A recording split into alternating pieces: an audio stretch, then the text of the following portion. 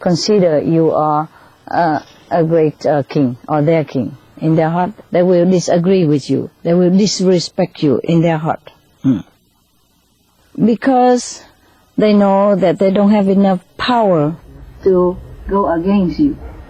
So they just have to bow their head outside. But inside their heart, they are against you completely. Yes. But if a king use, mercy, kindness to win the heart of the people, then people will be very willing to coordinate with the king and the government. Honestly, sincerely, truthfully, yes. Just as if Confucius has 70 disciples, and all of them respect him, obey him completely, honestly, truthfully, willingly. Yes, he compare like that. How possible? This is a master. Confucius is a saint. Not only 70 disciples, 70,000, 70 million who knows him, also respect him and feel obedient in their heart, right? In love, of course. Okay, but Meng is very clever, saying, of course, he doesn't want to offend the king too much. Yeah. So, in this case, he say, look, Confucius, you see, 70 disciples completely obedient to him. Why? Because he is merciful, he is loving, he is kind, yeah? He used love to win people. See, he has no power, nothing. See, so in this case, it's like he's very diplomatic. He likened this king, which has 40 square miles garden, forbidden people to come in. He likened him to Confucius. Aspired him to go up to that level. You see, he will never get there, but never mind. Never mind, there's a goal to look up to, and who knows? Who knows, maybe he can, maybe.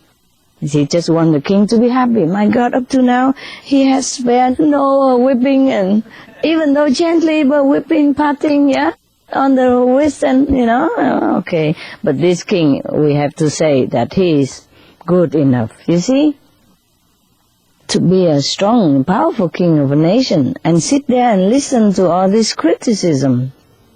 The honest criticism, even from the saint, is hard. Maybe he has already begun to be vegetarian. Maybe he already watched some cooking show on Sunday from the Supreme Master television, and maybe he watched some words of wisdom already beforehand, or practice convenient method. So he bear all this. Good. We applaud him in any case. Good king, yes.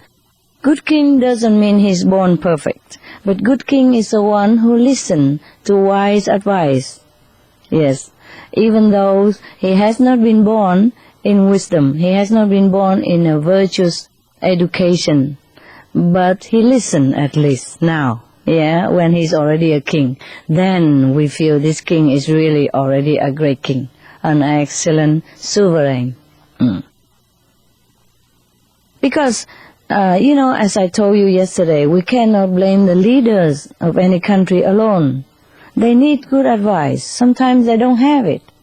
Why? Not only because he's stubborn or he's truly bad, but because maybe his country karma is bad too. Heavy burden of bad retribution since a long time. From different generations made bad karma, like in the Bible say, you inherit the sin of your forefather. Is this correct too? That is a karma, you see? Like as we also sow, we reap and all that. So before we criticize any leaders, we have to consider if we are really good enough to inherit a better leader than this, or if our country as a whole, if our co-citizen as a whole, merit any better leader. You see what I mean?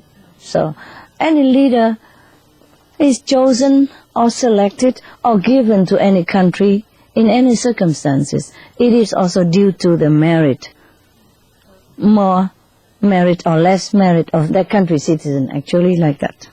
My opinion, yeah. To be fair, to be fair, yeah. For example, here in our group, more or less all people are good, vegetarian, practice virtues as much as possible, and try to help others, try to live a virtuous life. There's no one bad in here. Not possible, yeah? So even if I want to be bad, I can't. I'll be too embarrassed. So I have to also to behave like you know.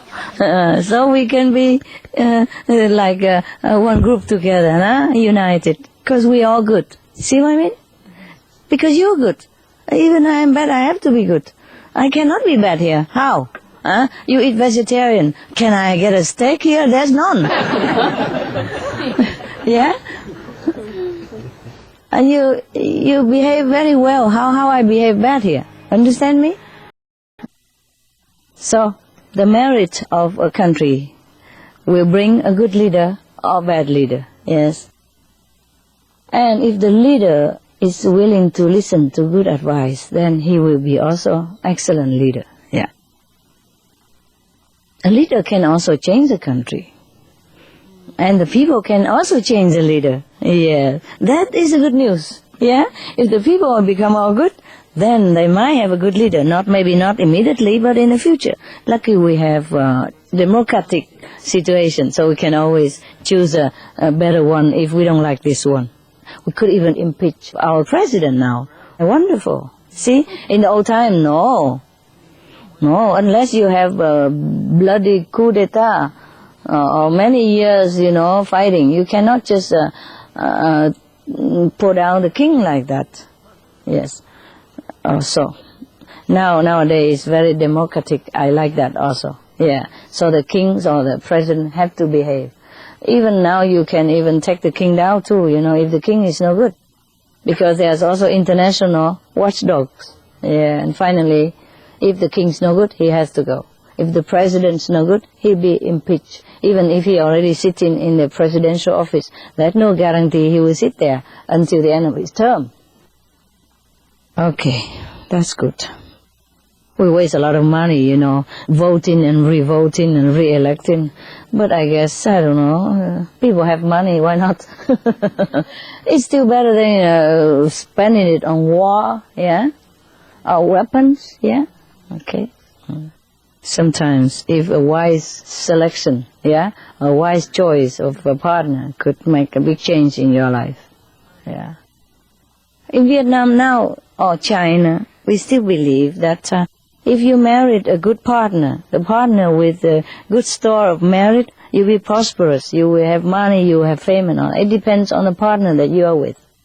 If you married a bad luck, then your life also go down. You will lose money, you'll be bankrupt and lose fame and lose face and everything else too. So it's very important to select your life partner. In Vietnam it's like that. In India also they select very well. They calculate the date of birth and everything, right? They match each other, the background, the education, the tradition, the like and dislike. I mean all time, Nowadays they also select themselves, love at first sight and all that, and it won't last too long either. But before I was always selected. They calculate very well, everything from the background of the family, because if two families similar, background similar, then it's more likely that they will get on well at the level, of understanding, of habit, of food, tradition, education, concept of life, everything. They match very well. And they don't even let them see each other. So they cannot run away. After marriage, the wedding night is too late, so they got to stick together. A good idea, My parents stick together, all through all thick and thin, until the day they part from each other. That is about 60, 70 years of a lifetime. They could celebrate diamond, jubileum, or whatever, or ruby. And okay, good. Also selected, huh? My mother peeped though.